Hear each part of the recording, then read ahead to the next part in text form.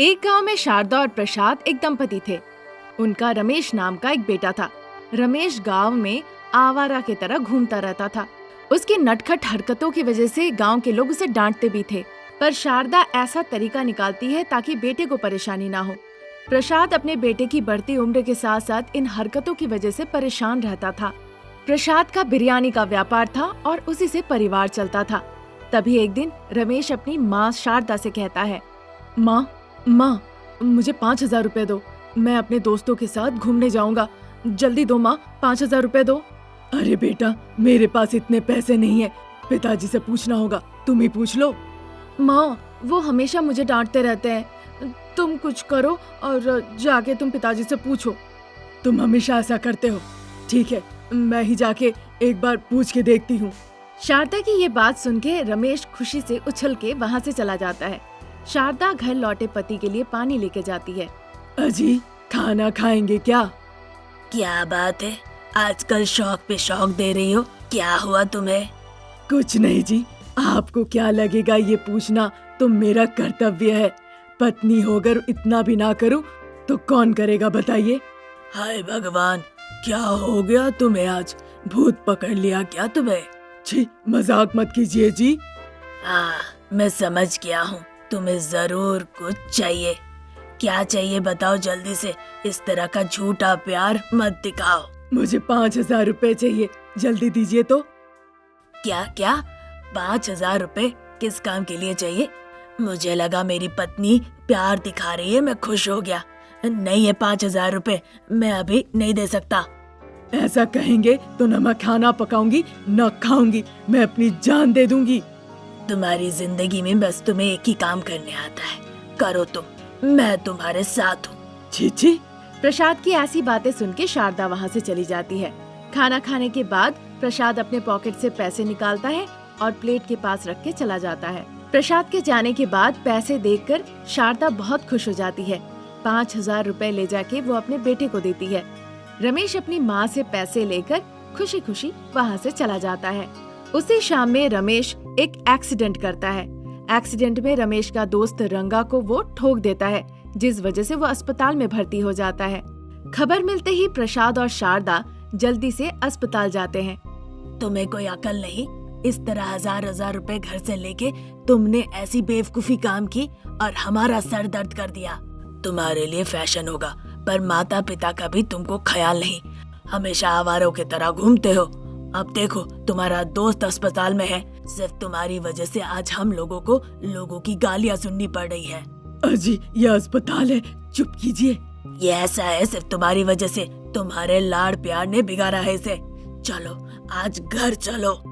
ऐसा कहने के बाद प्रसाद, शारदा और रमेश तीनों घर पहुंचते हैं। थोड़ी देर बाद प्रसाद के दोस्त उनके घर आते हैं।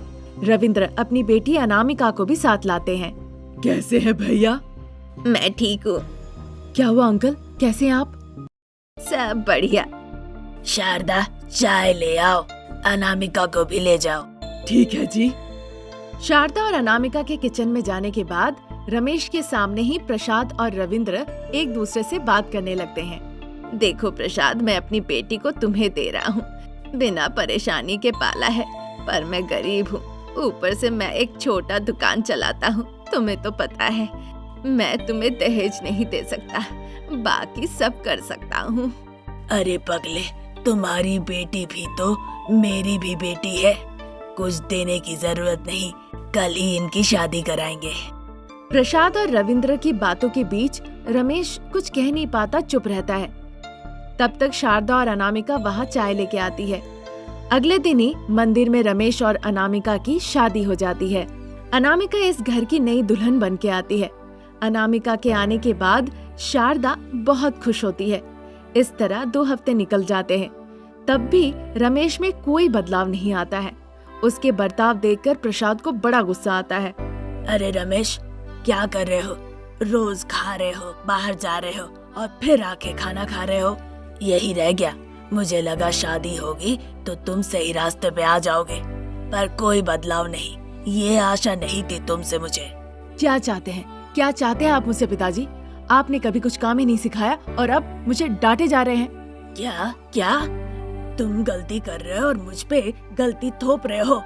तुम अब इस घर में एक पल नहीं रह सकते, निकल जाओ। इस घर में अब तुम्हारे लिए कोई जगह नहीं।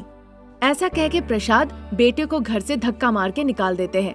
रमेश के साथ साथ अनामिका को भी निकलना पड़ता है। दोनों अनामिका के घर जाते हैं। वहाँ रविंद्र अपने दामाद को एक तरकीब बताते हैं। देखो दामाद जी, तुम्हारे पिताजी गुस्से वाले हैं। वो तुम्हें अब घर में नहीं जाने देंगे। मैं जैसा कहता हूँ वैसा करो। मेरी बेटी को बहुत अच्छी बिरयानी बनानी आती है। मेरा दुकान खाली पड़ा हुआ है। अब तुम मेरा दुकान देखो और वहाँ बैठ के पैसे कमाओ। तुम्हें अपने पिताजी से ज्यादा पैसे कमाने होंगे, तभी वो तुम्हें घर पे घुसने देंगे। ठीक है पिताजी। रविंद्र की बातें सुन के रमेश खुश हो जाता है। अनामिका अपना व्यापार शुरू कर देती है, पर वो थोड़े अलग बिरयानी बनाना चाहती है जो कि गांव में नहीं मिलता। फिर काफी सोच विचार करके अनामिका मैगी बिरयानी बनाती है। रमेश अनामिका को काम में मदद करता है। इस तरह रमेश अनामिका मैगी बिरयानी बना के बहुत अच्छे पैसे कमाते हैं। उन्हें देखकर रविंद्र भी बहुत खुश होते हैं। 1 महीने बाद प्रसाद और शारदा अपने बेटे से मिलने आते हैं। आओ आओ प्रसाद, आओ शारदा, क्या बात है? ससुर जी, जिन्होंने धक्का मार के हमें निकाला उसे घर पे घुसने कैसे दे रहे हैं? अजी, आप ही तो आवारों की तरह घूम रहे थे, इसीलिए पिताजी ने आपके साथ ऐसा किया। उन्हें माफ कर दीजिए, इस तरह से मत कहिए। हाँ दामाद जी, मेरी बेटी मैगी बिरयानी बनाई जो कि आज फेमस हो गया। तुम दुकान का ख्याल रखते हो और अच्छे से वहाँ से पैसे कमाते हो, पर पैसे कमाने की असली वजह मेरी बेटी है। तुम्हारे माँ बाप ने जो नहीं कर पाया वो अनामिका ने किया। हाँ रमेश, बहू साक्षात लक्ष्मी है। हाँ रमेश, ये सब अनामिका के लिए ही हुआ। उस वक्त रमेश को अपनी सारी गलतियों का एहसास होने लगता है। वो अपने माता पिता के पैर पकड़ के माफी मांगता है। बाद में पूरा परिवार एक साथ मिलके मैगी बिरयानी बेचने लगते हैं। गरीब बहू अनामिका अपने परिवार में खुशियाँ ले आती है और खुशी खुशी सबके साथ रहने लगती है। गोदावरी गांव में शारदा और अनामिका नाम की सास बहू रहती थी। वो सिर्फ नाम के ही सास बहू थे, लेकिन वो असल में माँ बेटी की तरह रहती थी। अनामिका सासू माँ के अंदर अपनी माँ देखती थी और माँ की तरह उनके साथ बर्ताव करती थी। अब क्योंकि शारदा की कोई बेटी नहीं थी, इसलिए शारदा अनामिका को बेटी की तरह ही प्यार करती थी। एक दिन अनामिका शारदा बाजार गई थी सब्जियां लाने। लौटने के दौरान रास्ते में कांता दिखती है। वो उन्हें नमस्ते कहती है। तुमने मेरी बेटी को अपने बेटे से शादी कराने से मना कर दिया था और इस लड़की से शादी कराई थी। क्या फायदा हुआ? शादी के 2 साल हो गए, अभी भी ये सूखी है। अरे अनामिका, तुम रोज नहीं नहा रही हो क्या? सिर्फ एक बाल्टी से नहीं सासू माँ, मैं तो 2-2 बाल्टी से नहाती हूँ। ऐसा मजाक करोगी तो मैं बिल्कुल बर्दाश्त नहीं करूँगी। इस बात के लिए तुम्हें खुश होने की जरूरत नहीं कि जिस लड़की को तुम्हारे बेटे ने पसंद किया उसे तुम बहू बना के लाई और बेटी की तरह संभाल रही हो। जल्दी इसे खट्टा खिलाओ। कभी कभी खिलाने की क्या जरूरत है भाभी? ये तो खुद ही चटनी बनाती है, खुद 3 बार खाती है और हमें भी खिलाती है। अब बोल के क्या फायदा? बेहतर है कि पत्थर पे अपना सर फोड़ लूं या फिर गन्ने के मशीन में जाके अपना सर डाल लूं। फिर ज्यादा बात ना करते हुए शारदा अनामिका घर आ जाती है। अनामिका किचन में जाके खाना पकाने में लग जाती है। शारदा अपने कमरे में जाके सो जाती है, पर अनामिका मनी मन बहुत दुखी हो जाती है। इसी तरह कुछ दिन निकल जाते हैं। एक दिन अनामिका बहुत खुश थी। उसकी खुशी देखकर शारदा जानना चाहती थी आखिर में अनामिका किस बात के लिए इतनी खुश है। क्या बात है अनामिका, तुम बहुत खुश दिख रही हो। इतने दिनों से इतनी खुश तुम कभी नहीं दिखी बेटा। सासू माँ की ऐसी बातें सुन के बहू शर्माते हुए कहने लगती है। हाँ सासू माँ, आपने बिल्कुल सच कहा। आज से पहले इतनी खुश मैं कभी नहीं थी। आज मैं आपको अपनी खुशी बताने के लिए लीजिए मिठाई लाई हूँ। ये कहकर वो मिठाई का डब्बा खोल देती है। मिठाई लेते हुए शारदा कहती है, अब कुछ मत छुपाओ बहू, जल्दी जल्दी बताओ बात क्या है। सासू माँ, मैं गर्भवती हूँ। आप दादी बनने जा रही है। बहुत जल्दी इस घर में बच्चे की किलकारियाँ होगी माँ। बहू की ऐसी बातें सुन के शारदा बहुत उत्साहित हो जाती है। उसके पास खुशी व्यक्त करने के शब्द नहीं होते, बस आंखों से आंसू टपक आते हैं। तुमने बहुत खुशखबरी सुनाई है बेटा। तुम्हें जरूर मैं चीनी खिलाऊंगी। मुझे चीनी नहीं चाहिए, मैं मिठाई लेकर आई हूँ, आप मिठाई खिलाइए। अनामिका की ऐसी बातें सुन के शारदा बहुत खुश हो जाती है। शारदा मिठाई ले जाके अनामिका को खिलाती है। उसके बाद अनामिका भी सासू माँ को मिठाई खिलाती है। मैं बहुत खुश हूँ बेटा। मेरा दर्द तुम्हारा दर्द सुन के ईश्वर ने जवाब दिया है। इतने दिनों बाद गर्भवती हुई हो। तुम अब साधारण नहीं हो, तुम गर्भवती हो। अब बहुत संभल के रहना होगा तुम्हें। ठीक है सासू माँ, अच्छी सासू माँ और पति मिलना भी किस्मत की बात होती है। इस तरह सासू माँ बहू दोनों बहुत खुश होती है।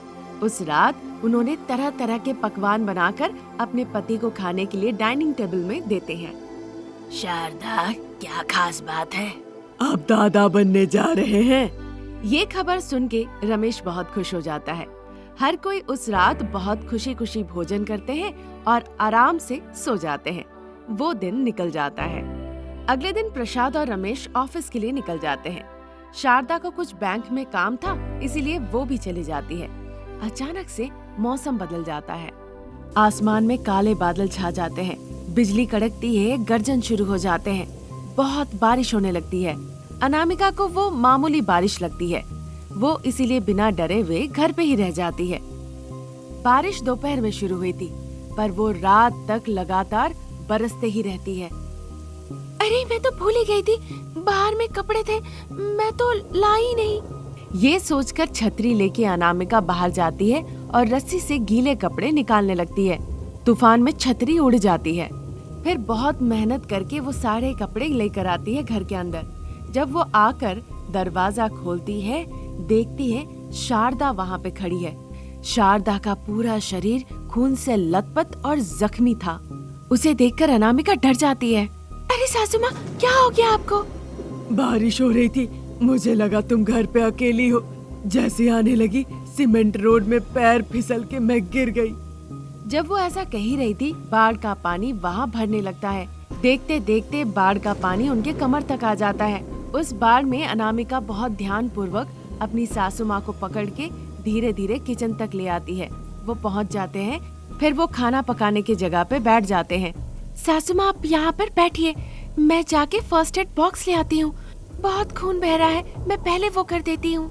ऐसा कह के वो बहुत ध्यान पूर्वक धीरे धीरे बाढ़ के पानी में चल के हॉल तक जाती है और फर्स्ट एड बॉक्स जो टीवी के पास रखा हुआ था वो लेकर सासू माँ के पास आती है। बॉक्स खोल के वो सासू माँ का मरहम पट्टी कर देती है। सासू माँ, आप यहाँ बैठिए, मैं आपके लिए एक अच्छी चाय बना देती हूँ। ऐसा कहकर वो बाढ़ के पानी में खड़े होके सासू माँ के लिए चाय बना देती है। पानी जब तक भर ना जाए वो अपनी सासू माँ जो कि आहत थी उसे सेवा किए जा रही थी। फिर धीरे धीरे बाढ़ का पानी बढ़ने लगता है। सारे सामान एक एक करके बहना शुरू हो जाता है। अब दोनों डर जाते हैं। सासू माँ का मन विचलित होने लगता है।